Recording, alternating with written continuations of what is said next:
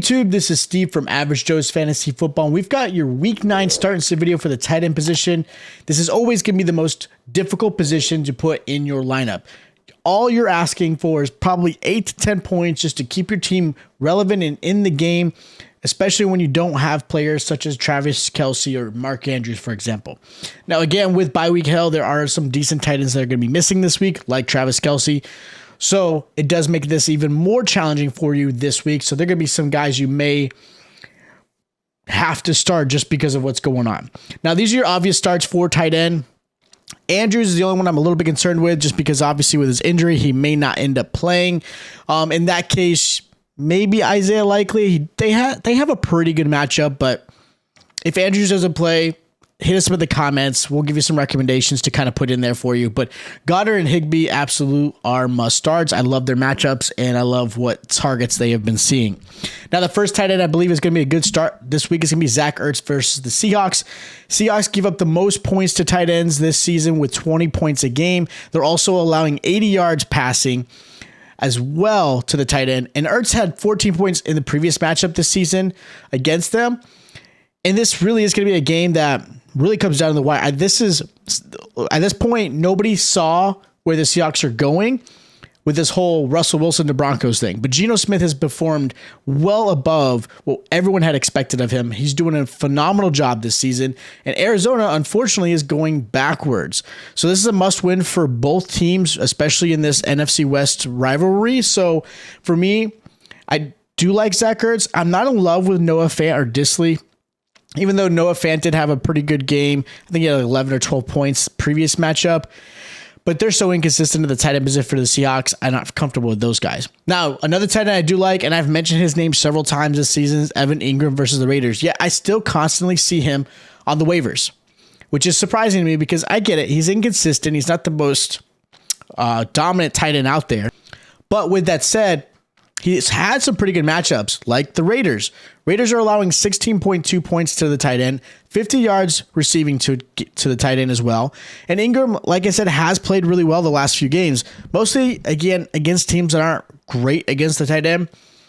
So, with that said, this should be a double-digit performance for Ingram this week against a really, really poor defense in the Las Vegas Raiders.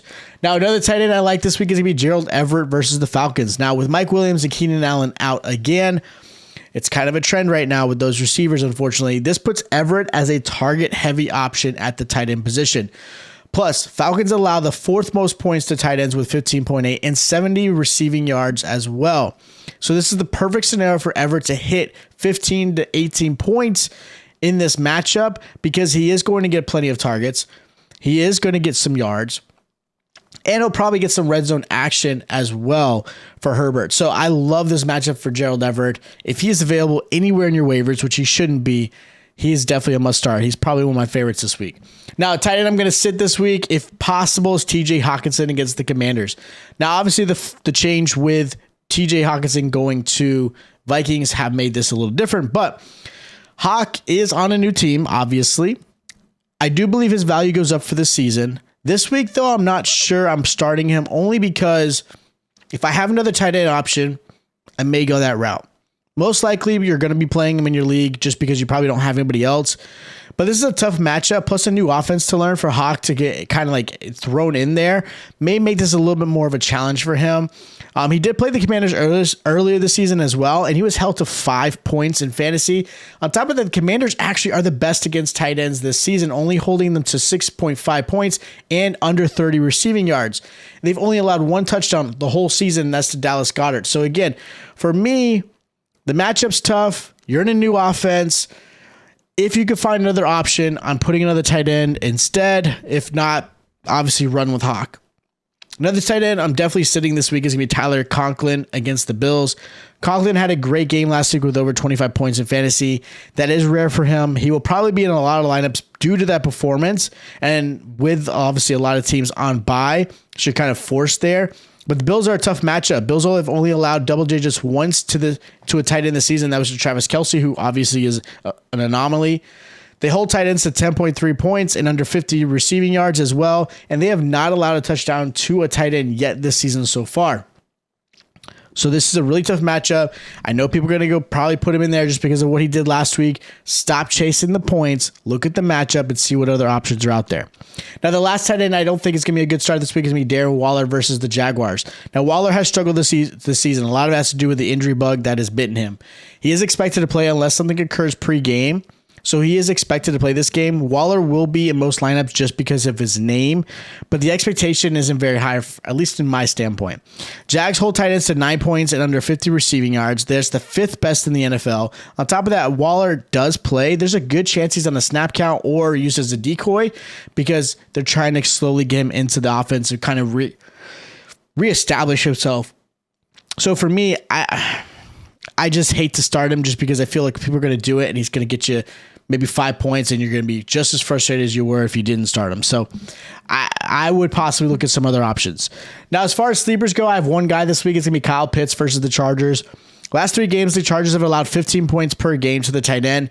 Pitts is the most inconsistent tight end at this point, especially with where you drafted him in this whole season. He's probably even starting to fall to waivers, even though he had a great game last week. But his talent is always what keeps him in the conversation and probably keeps him in your lineup because you drafted him high. You know what the potential is, but you keep telling yourself, no, this is it, and then he keeps failing. But this is a game I believe he is going to be a nice sleeper. He had a solid performance last week, and there's a good chance they're playing behind against the Chargers, and so he's going to get some red zone action. I think he's going to get, obviously some targets, and Chargers allow over 60 receiving yards. And on top of that, they allow 7 targets to a tight end per game. So I do see that performance kind of being very consistent and where he's getting 5 to 6 catches, maybe 60, 70 yards, hopefully a touchdown and have an even better game. But I like this matchup for him as a good sleeper. So those are my start, sit, and sleepers for the week 9 tight end position. Hopefully you guys have checked out our running back, wide receiver, and quarterback start and sit videos as well. If not, make sure you check those out.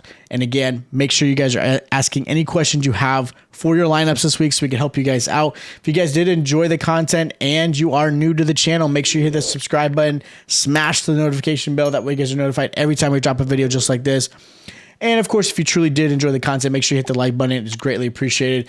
Again, we're building such a great community around here, and you guys are phenomenal. I can't wait to give you guys as much advice with stats and just get you guys prepared for the season. We are getting closer and closer to the playoffs, and I'm super pumped for you guys. So again, make sure you hit the subscribe button. Make sure you hit the like button. Watch the other start and sit videos. Hit us up in the comments if you have questions, and I'll check you out next time.